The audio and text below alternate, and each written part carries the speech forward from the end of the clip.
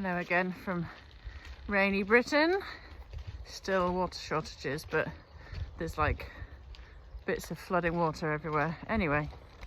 a little thing I suggested yesterday evening, I think has resonated with a few people. I really think it would be a great idea, which is for all universities across the UK and the USA to have Charlie's Corner, based on the infamous Speaker's Corner in Hyde Park in London, which from I think the 1800s has been a bastion, a place of free speech where anyone can go and stand and say what they have to say. I think in recent years, particularly at the minute with the government we have, I think there's been some question marks over whether we can still use our free speech wholly and completely. But the Speaker's Corner is so well known, and it's very much the epitome of all that Charlie stood for, and his movement in being free to speak your mind and having polite discourse with others, disagreeing as gentlemen, and being able to learn from one another. And if all universities across the UK and the USA, the countries that are the bastions of free speech, again, not at the minute in the UK, I just think that would be so fitting and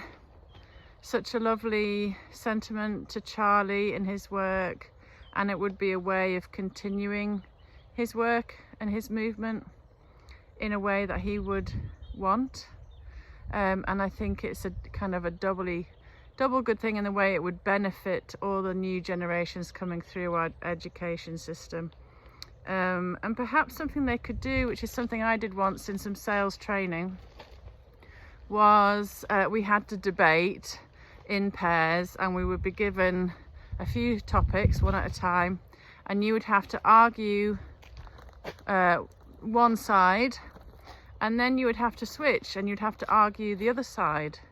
even if you were vehemently against it. But it forced you to see the situation from the other person's point of view, and to perhaps try and understand certain things they may believe within certain topics. And it was a really great exercise of putting yourself in someone other person's shoes, trying to understand the other person's point of view, and it made for great debate,